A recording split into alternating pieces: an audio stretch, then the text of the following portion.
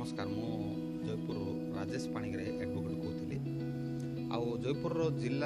जिला जो आज दाबी उठी तापर मोर केते गुडी पॉइंट अच्छी मुझे पॉइंट मैंने आपको जनईकि आप समर्थन कामना कर प्रथम कथा हम देखा गले जयपुर रे जिते नंदपुर जो नंदपुर राजा जो जयपुर आसिले से पछू आम फेरले तार सब भौगोलिक कारण कौन पे आसते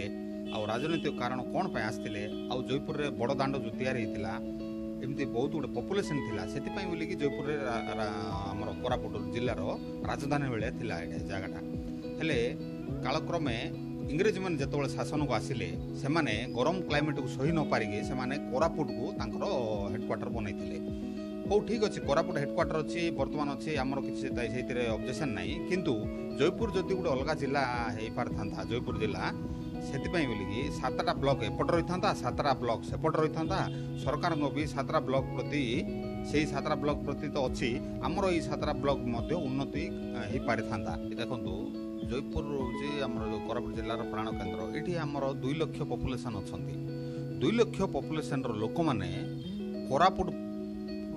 छोटिया गोटे कम रही कोरापुट जावाक पड़ुଛି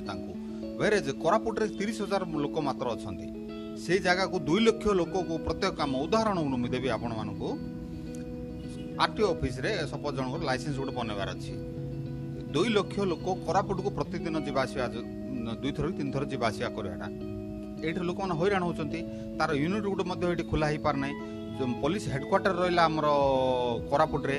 कलेक्टर ऑफिस रहा कोरापुट रे आम 2 लाख लोक कौन प्रकार साहय मिल पारना